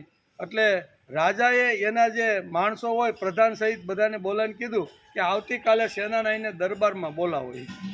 એ દરબારમાં સેનાનાઈને હાજર કરવામાં આવ્યું કે ભાઈ તું આવું કેમ કરે છે? તો કે ભાઈ મેં સંકલ્પ કર્યો છે, મારે પણ ભક્તિ કરવાની છે, મારે પણ પ્રભુ સુધી પહોંચવાનું છે, મારે પણ સ્વર્ગના દ્વાર, ખુલ્લા દ્વાર સુધી મારે જવાનું છે. તેથી મેં નક્કી કર્યું છે કે મારું કામ કરતાં કરતાં પણ નિષ્કામ કામ એકાદું મારે આવું કરવાનું. તેથી હું ગંગાના કિનારે ઉપર રોજ 3 વાગે જાઉં છું અને 7, 7:30 ભગવાન શિવજીની આરતી થઈ જાય અને એ પછી આરતી લઈને હું ઘેરે આવું. આ મારો નિત્ય ક્રમ છે. એટલે મારી દુકાન તો ખુલશે ને. આમ રાજાને બહુ સ્પષ્ટ રીતે રાજા કે મારા જેવો રાજાને તને કે ને તું ન કર એમ થોડું હાલે. જો આવતીકાલે ખોલી નહીં ને તો હું તારો વારો પાડી દેવાનો એમ રાજાએ ધમકી આપી. તો ઘેરે આવ્યો, સવારે 7 વાગે પોતાની દુકાન ઉપર જઈને 1 વાગ્યા સુધી બધું કામ કર્યું. પછી નાહી ધોઈ ખાઈ પી અને 3 વાગે પાછો ત્યાં પહોંચી ગયો. રાજાએ તપાસ કરવા માટે એના માણસોને મોકલ્યા કે સેનાનાએ દુકાન ખોલી કે નહીં? તો કે એ દુકાન તો બંધ છે. રાજા પાસે આવીને આ બધા હજુરિયા ખજુરિયા કહેવા લાગ્યા કે દુકાન બંધ છે. તો કે કોઈ પણ હિસાબે ગમે ત્યાં ગંગાના કિનારે કે હું સૌ તો ત્યાં એને ગોતીને પકડીને લાવો, મારતા મારતા ઢવડીને મારી પાસે લાવો. મેં ગઈકાલે કીધું હતું ને મારી આજ્ઞાનું પાલન કર્યું. એટલે આ એના પછી મારવાવાળા તો એવા જ હોય ને, સુરત કરતાં રેતી વધારે તપતી હોય છે બરાબર ને. એટલે આ તો ગંગા નદીના કિનારે આવ્યા, થોડા દંડા લઈને 2-4 જણા રાજાના માણસો, અને ચારે બાજુ નજર કરી તો સેનાનાઈ એક મહાન શક્તિની દાઢી કરી રહ્યા હતા. મહાન પુરુષો સંતો ત્યાં સ્નાન કરવા માટે આવે એને આવી રીતનું. અને એ વખતે દાઢી પૂરી થઈ અને આ લોકો ત્યાં ગયા, જોઈ તો સેનાનાઈ પોતાના સાધનો હતા એ બધા અંદર મૂકતો હતો. એવા સમયે આને પકડ્યો. એમ પકડી અને કીધું કે ગઈકાલે રાજાએ તને કીધું છે પણ છતાંય તું આવી રીતનો દુકાન ખોલતો નથી. હાલ એ કે રાજા બોલાવે છે. એ કે ના ના, હું 7 વાગ્યા પહેલાં તો આવવાનો. ઘણી થોડીક માથાકૂટ થઈ પણ આ થોડાક જોરદાર હતા એટલે ટીંગા ટોળી કરીને મારતા કોઈ પણ હિસાબે બેહાડી અને રાજાના દરબારમાં સેનાનાઈને હાજર કરવામાં આવ્યો. સેનાનાઈ હાજર થઈ ગયો અને કહે છે બોલો. એ કે મેં તને ગઈકાલે કીધું હતું પણ તે મારી આજ્ઞાનું પાલન કર્યું નહીં. હું તને કડક રીતે કહું છું કે તારે કોઈ પણ હિસાબે તારે બપોર પછી તો દુકાન ખોલવાની ને ખોલવાની. આ મારો ઓર્ડર છે એમ કે બરાબર ને. ઘણા લોકો આવી રીતના તારી દુકાનેથી આવી અને નિરાશ થઈને જાય છે એટલે તારે આ કરવાનું. એ કે પણ મેં સંકલ્પ કર્યો છે કે અડધો દિવસ મારા માટે ને અડધો દિવસ ભગવાન માટે, આખા દિવસના 2 ભાગ મેં કરી નાખ્યા છે. એમાં મારે નિષ્કામ કર્મયોગ, કોઈ પણ પ્રકારનો સ્વાર્થ વગરની મારે આ પ્રવૃત્તિ કરવી છે. અને સ્વાર્થ વગરની પ્રવૃત્તિ કરું એ જ ભગવાનના દ્વાર સુધી પહોંચાડી શકે એવું મેં ગીતામાં સાંભળ્યું છે. આવો એ અભ્યાસુ પણ હતો એમ. ત્યારે રાજા કહે છે કે કોઈ જો આવતીકાલે જો દુકાન નહીં ખોલે તો આજે તો તને ઢવડીને લાવ્યા છે અને કાલ તો મીઠાના કોયડાનો માર પડશે. એ કે કેવો? મીઠાના કોયડાનો માર તને પડશે એમ કે. તો એમ કરતાં બીજે એને તો એના નિત્યક્રમ સંકલ્પ કર્યો હતો. એ તો એની રીતે સવારમાં ગયો, 1 વાગ્યા સુધી બધું કામ કર્યું, નાહી ધોઈને 3 વાગે ગંગા નદીના કિનારે પહોંચી ગયો. રાજાએ પાછી તપાસ કરાવી તો દુકાન તો બંધ હતી. એટલે એકદમ રાજા ક્રોધમાં આવી ગયો કે આજે તો કોયડા લઈને જાઓ, ગમે ત્યાં બેઠો હોય ને ગંગા નદીના કિનારા ઉપર તો એને ઢસડો ને મારો બરોબર ને. આજે તમે એને બરોબર એવી સજા કરો એવું કે એ જિંદગીની અંદર કોઈથી ભૂલે આવી સજા કરો. હવે ઉપર જે ભગવાન વિષ્ણુ હતા ને એને થોડીક ચિંતા શરૂ થઈ. લક્ષ્મી કહે છે કે હું આમ હાફળા ફાફડા થાવ છો, એ કે મારા ભક્તને એ કે કોયડાનો માર પડવાનો છે એ કે, અને મારે હવે ગયા વગેરે હાલે એમ નથી. અને ભગવાન અહીંયા વાર્તા તો લાંબી છે, એનું ચરિત્ર બહુ વાંચવા જેવું છે. પછી ભગવાન વિષ્ણુ અહીંયા વાણંદનું રૂપ ધારણ કરે છે. કેવું સેનાનાયનું, અહીંયા ચક્કુબાઈનું રૂપ તો ધારણ કર્યું હતું જ એને, સ્ત્રી બન્યા ને. ભગવાન હું ન બને ભાઈ, ભગવાન ભક્ત માટે બધું જ બનવા માટે તૈયાર છે, બરોબર ને. પછી વાણોતર બનવાનું હોય તો વાણોતર બનીને કે લાય ભાઈ હુંડી તારી, કેટલું હું આપ્યું છે લખાણ, લાય આ પૈસા, એમ કરીને કરે કે નહીં.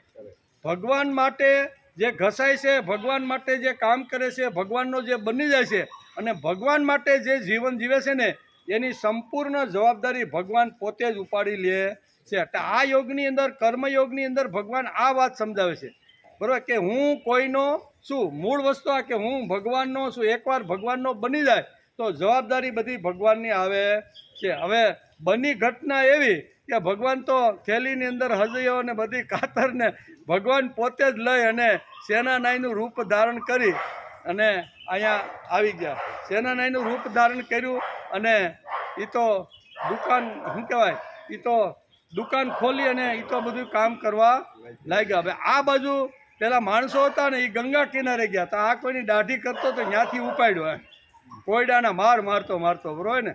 રાજા એ જે તપાસ કરવા માટે જે મોકલા હતા, બરોબર ને, બે જગ્યાએ.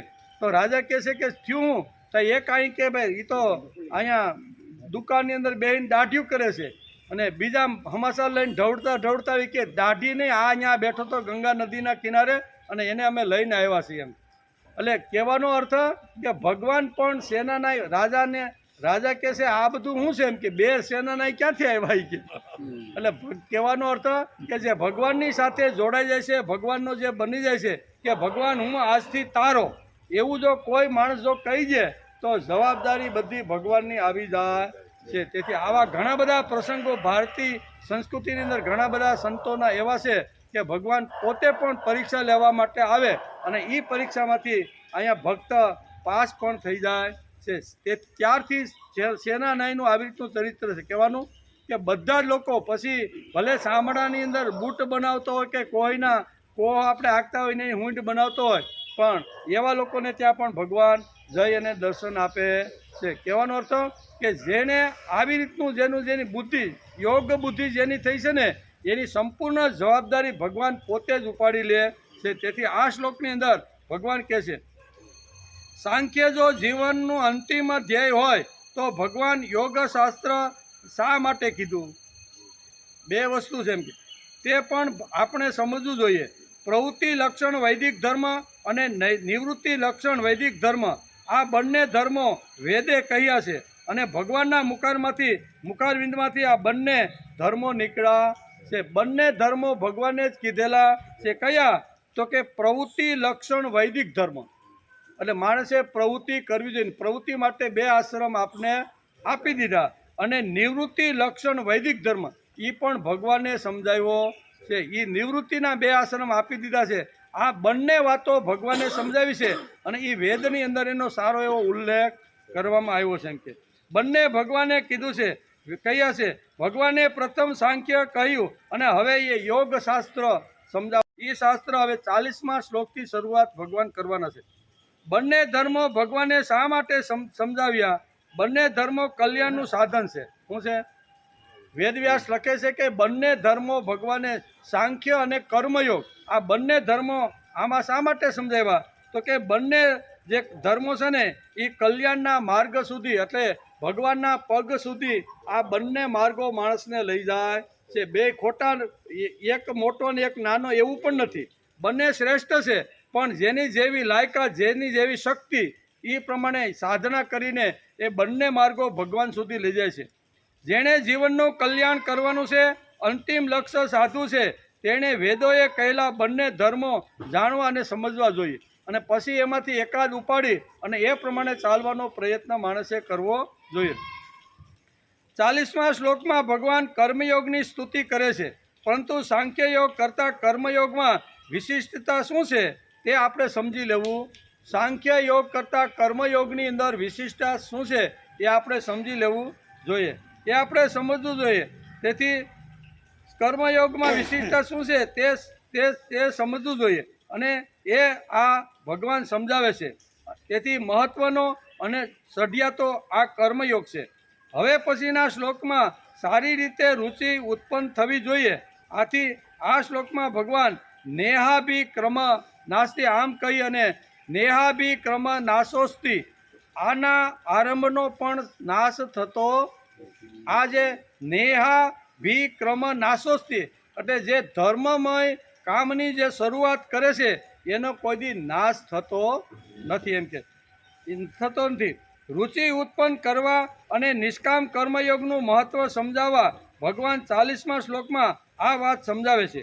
આપણે નિષ્કામ કર્મ કરવા તત્પર થઈએ ત્યારે તેમાં 3 પ્રકારની શંકાઓ માણસને થાય. કોઈ પણ માણસ નિષ્કામ કર્મયોગ કરે એટલે ઘણી બધી શંકાઓ માણસને ઊભી થાય છે. એમાં પહેલી શંકા ઘણાને એ ઊભી થાય કે આપણે નિષ્કામ કર્મ કરવા તત્પર થઈએ ત્યારે તેમાં 3 પ્રકારની શંકાઓ થાય છે. તેનું ખંડન ભગવાને 40 શ્લોકમાં કીધું કે તારી જે શંકાઓ છે ને એ શંકાનું ભગવાને ખંડન કરીને ભગવાને અહીંયા જવાબ આપ્યો છે. પહેલી વાત છે કે 50 વર્ષ પછી માણસને સત્કર્મ કરવાની ઈચ્છા પ્રગટ થાય છે, પણ સત્કર્મ કરતાં કરતાં વચ્ચે મૃત્યુ થાય તો અમારું કરેલું કર્મ તો નિષ્ફળ જાય ને. આવી શંકા ઘણીવાર લોકોને થતી હોય છે કે ભાઈ હવે આ 80મા વર્ષે કે 50મા 60મા વર્ષે હું હવે વડલા હેઠે જાઉં, હવે મરવાના ને દિવસો તો એકદમ નજીક આવી ગયા છે. એની જે શંકા છે ને એ શંકાનો જવાબ અહીં 40મા શ્લોકની અંદર ભગવાન આપે છે. કહે છે કે 50 વર્ષ પછીની ઉંમર અમે કલ્યાણ શ્રેય કરવા માટે અમે પ્રભુ તરફ વળીએ અને 2-5 વર્ષની અંદર અમારું નિધન મૃત્યુ થઈ જાય તો અમે 2-5 વર્ષ જે કાંઈ કામ કર્યું ને એ તો અમારું ફેલ જાય ને. આવી શંકાઓ ઘણીવાર આપણને ન થાય પણ ઘણા લોકોને થતી હોય છે. તેથી હવે આ ઉંમરે અટાણ સુધી કાંઈ કર્યું નહીં અને હવે શું કરવાનું એમ કરી અને શાંતિથી ઘણીવાર બેસી જતા હોય છે. એને આ 40મા શ્લોકની અંદર 3 જે અર્જુનની જે પણ શંકા છે અને આપણા જેવાની જે શંકા છે ને એ 3 શંકાનું સમાધાન આ શ્લોકની અંદર ભગવાન કરવા માગે છે. એટલે પહેલી શંકા આ છે અને બીજી શંકા છે કે નિષ્કામ કર્મ કરું અને વચ્ચે વિઘ્ન આવે તો. આ પ્રશ્ન છે શું છે કે નિષ્કામ કર્મયોગની શરૂઆત કરી અને જેમ રાજાએ વિઘ્ન ઊભું કર્યું, કોને? સેનાનાઈને વિઘ્ન જ કહેવાય ને.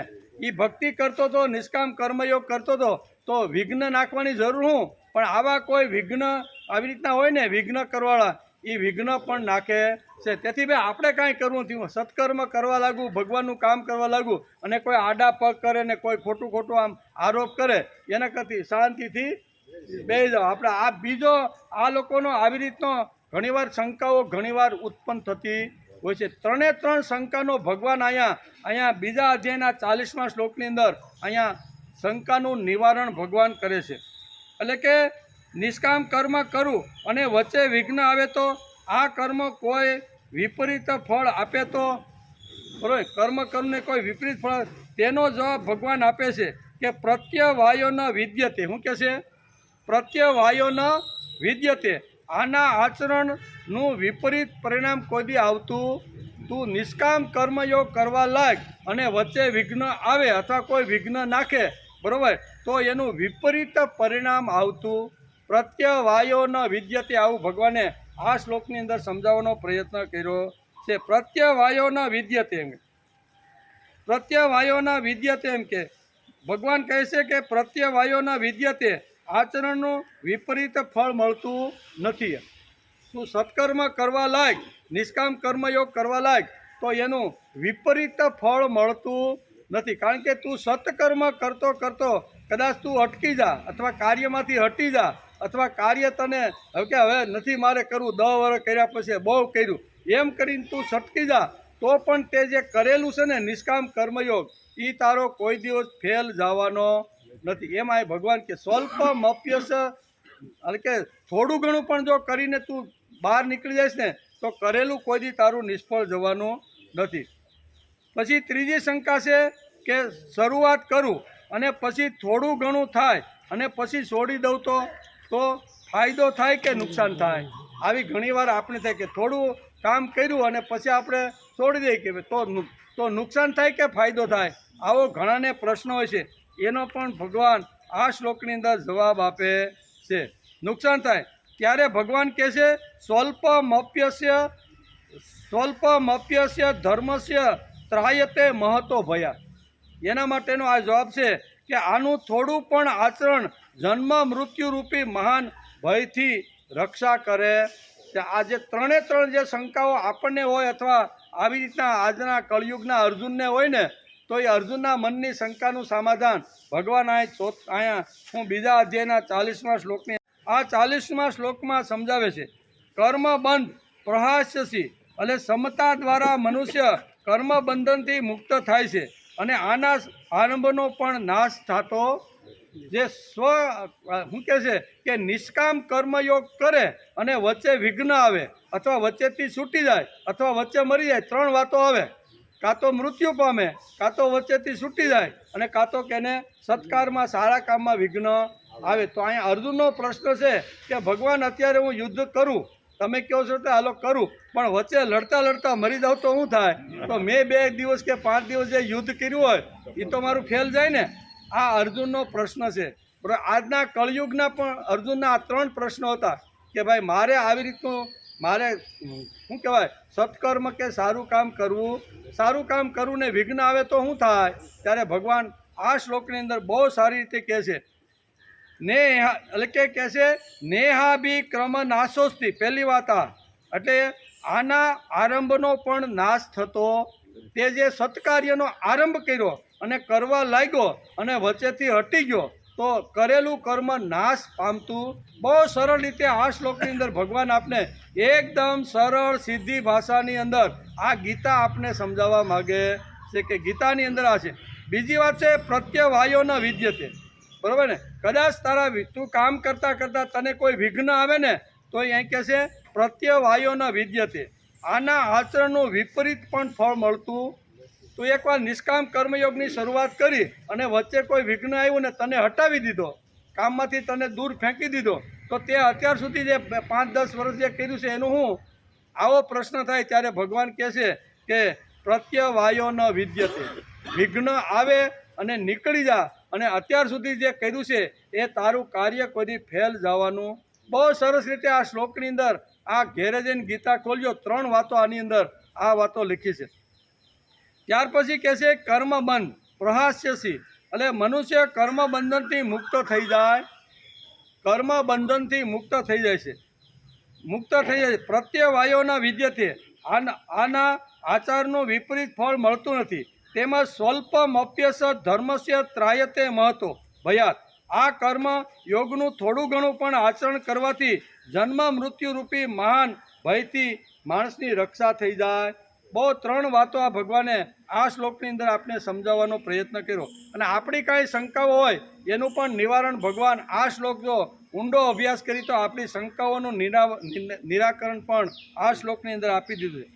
માનવને હજારો વર્ષ સુધી સટકબારી ન મળે તેથી ભગવાને 5000 વર્ષ પહેલાં આ શ્લોક કહી રાખ્યો કે ભાઈ આપણે કરવું નથી ને વચ્ચે સટકબારી ન મળે એટલે ભગવાને આ 3 વાતો એને સમજાવી જ દીધી. ભાઈ તું એમ કે ના હવે આ ઉંમરે શું કરે, 70 થઈ ગયા છે, હવે ગીતા વાંચી તોય હું ને ન વાંચી તો સત્સંગમાં જાય તોય હું ન જાય, અને માનો કે 70 થયા ને 72માં વર્ષે વયો જાઓ 2 વર્ષ તો મારું તો ફેલ જાય ને, એના કરતાં લાય બીડી કે આપણે 2 સામે આમાં પી. આનું જે શંકાનું જે સમાધાન છે ને એ 5000 વર્ષ પહેલાં ભગવાને કહી રાખ્યું. આજના યુવાનને આજની આપણી જે શંકાઓ છે ને એ શંકાઓ ભગવાનને ખબર હશે કળિયુગની અંદર આવી ઘણી બધી શંકાઓ લોકોના મનમાં હશે. તેથી આ 3 વાતોથી એને બહુ રીતે એક તો વિઘ્નની વાત કરી, વચ્ચેથી છૂટી જાય એની વાત કરી, અને વચ્ચે મરી જાય તો મારું સત્કર્મ જે સારું કાર્ય છે ભગવત કાર્ય છે એમાં મને કોઈ કાંઈ મળે નહીં ને, આવો પ્રશ્ન કોઈ કરે તો ભગવાને કહી દીધું છે કે આમાંથી બધું જ તને મળવાનું છે. વચ્ચેથી વયો જાય તોય કરેલું ફળ મળશે, વિઘ્ન આવશે ને છટકી જાય તો પણ મળશે, અને આવી રીતનું તું છોડી દઈશ ને તો પણ તને મળવાનું ને મળવાનું. આ શ્લોક ખૂબ જ મહત્વનો આપણા સંસારી માટે છે. તેથી કર્મયોગના સિદ્ધાંતો ભગવાને આ શ્લોકની અંદર સાંખ્ય અને કર્મ બંનેને સાથે લઈને ભગવાને 39 અને 40 આ 2 શ્લોકની અંદર આ 2 વાતો સમજાવી દીધી છે. પણ સાંખ્ય આપણે થોડુંક અઘરું લાગે, બરાબર ને? શા માટે? એ તો આમ એકદમ સઢાણવાળું છે, પણ ઓલું તો ધીમે ધીમે આમ સડીને જવાનું છે બદ્રી કેદાર, બરાબર ને? અને ઓલા પણ જવાનું હોય તો ભગવાન શિવજી પાસે તો 13 કિલોમીટર સુધીના સઢાણ ચડવા પડે, તઈ એની પાસે પહોંચાય છે. કહેવાનો બંને માર્ગ વેદોએ કીધા છે, બંને માર્ગો ભગવાને શ્રીમદ ભગવદ્ ગીતામાં કીધા છે. તો પહેલાં સાંખ્ય સમજાવ્યું, જ્ઞાન સમજાવ્યું, અને જ્ઞાન પછી જો માણસ કર્મ કરે ને તો એમાં સુગંધ આવે. નકર જ્ઞાન વિહીનમ સર્વમ, જ્ઞાન વગરનો જેટલો કર્મયોગ કરે ને એનું કોઈ અર્થ નથી. ગમે તેટલો કર્મકાંડ કરે સવારમાંથી ઉઠી, પણ શા માટે એ કર્મકાંડ કરું છું? ચોટલી શા માટે રાખું છું? તિલક શા માટે કરું છું? મંદિરે શા માટે જાઉં છું? એકાદશી શા માટે રહું છું?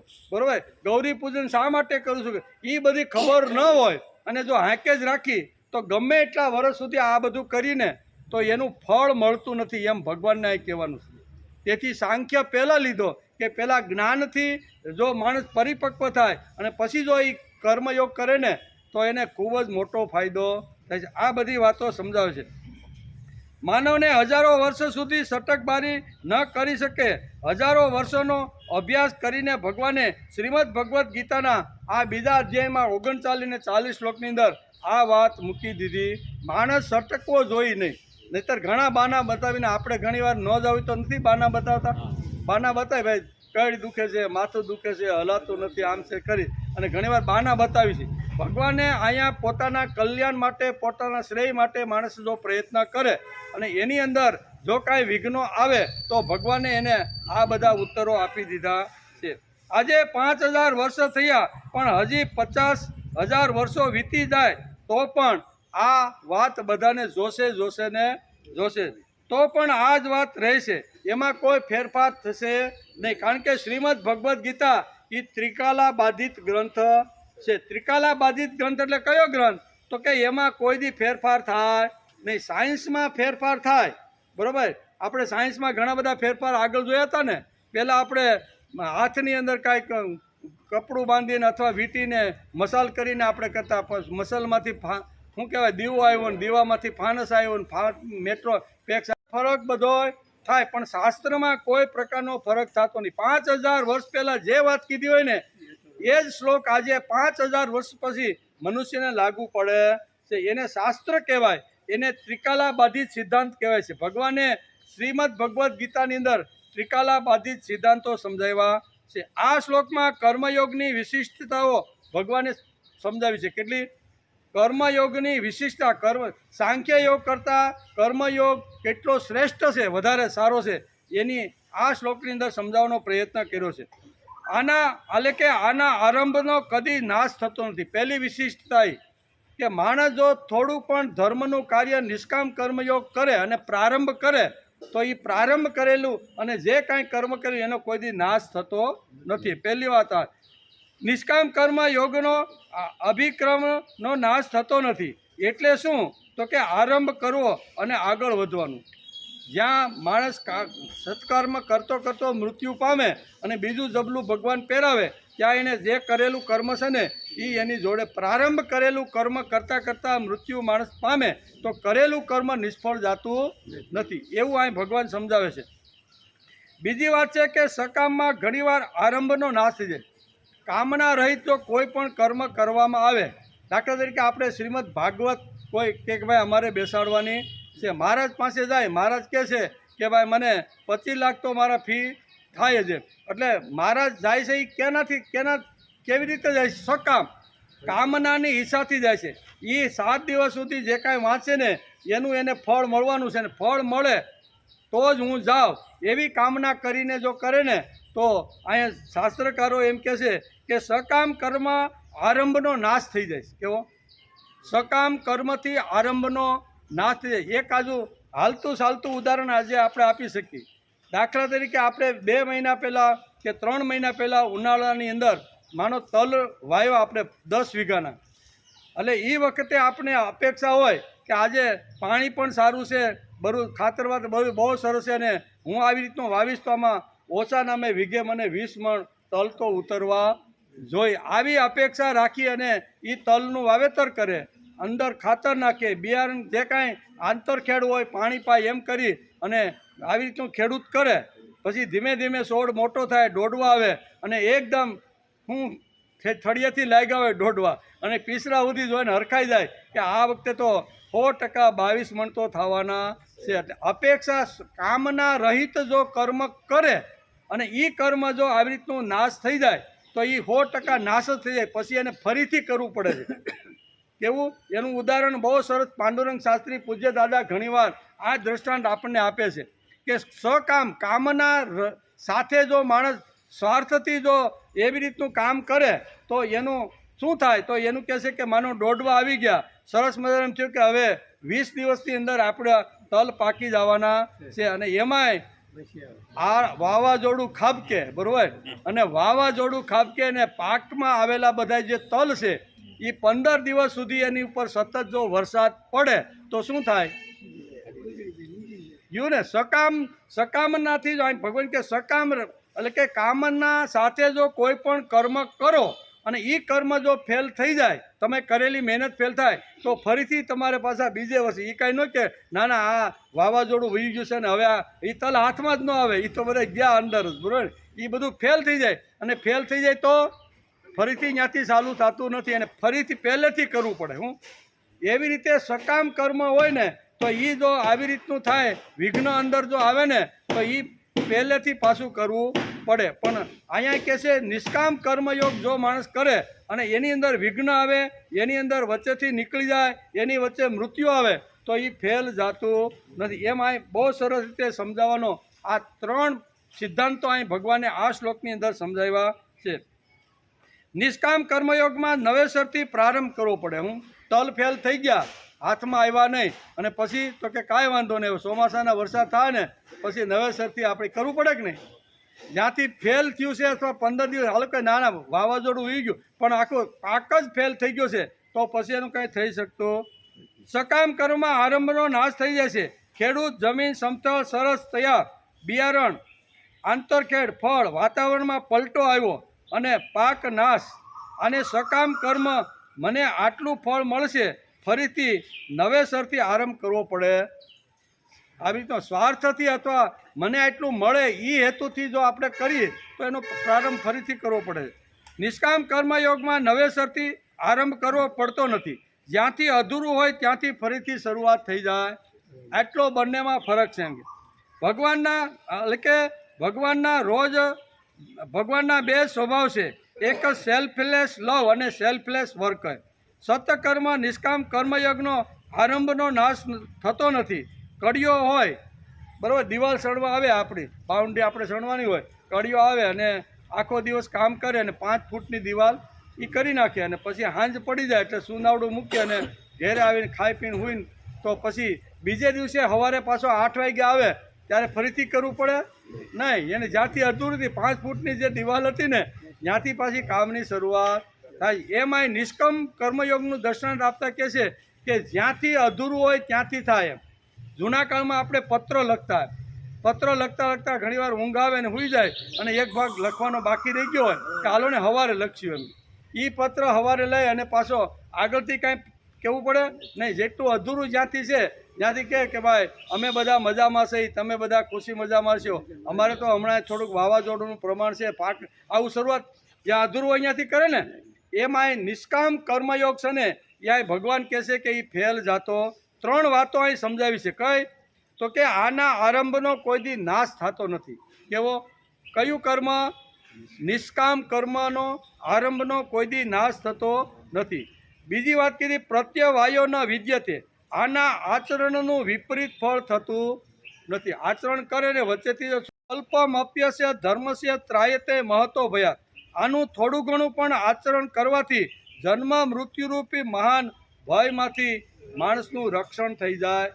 ગમે તેવો ભય હોય, ગમે તેવી અગવડ હોય, ગમે એવો મૃત્યુરૂપી અગવડ આવે તો પણ એમાંથી એનું રક્ષણ થઈ જાય છે. તેથી ભગવાને બહુ સરસ રીતે આ શ્લોકની અંદર સમજાવવાનો પ્રયત્ન કર્યો છે. ટાઈમ આપણો પૂરો થઈ ગયો છે. આવતીકાલે આવવાનું છે, બરાબર, શનિવાર છે. આવતીકાલે આપણે આવીશું ત્યારે અહીંયા નિષ્કામ કર્મયોગનો આગળનો જે સિદ્ધાંત ભગવાન જે સમજાવવાના છે, હવે 3 સિદ્ધાંતો તો આમાં એમને સમજાવ્યા, બાકીના 50 શ્લોક સુધી એટલે કે 5 શ્લોકની અંદર આ કર્મયોગના જે સિદ્ધાંતો સમજાવવાના એનો વિચાર આપણે આવતીકાલે 41મા શ્લોકની અંદર ભગવાન બહુ સરસ આવા સિદ્ધાંતો સમજાવી અને કોઈ પણ રીતે અર્જુનને હાથમાં હથિયાર લેવાની વાત કરાવે છે. એનો વિચાર આપણે આવતીકાલ, બરાબર, આપણે 8:30નો ટાઈમ છે બાપા. કેટલાનો? 8:30 આવી જવાનું. આપણે ક્યાં આવ્યું? કાંઈ કોઈને છે વ્યવહાર મોટો કરવાનો?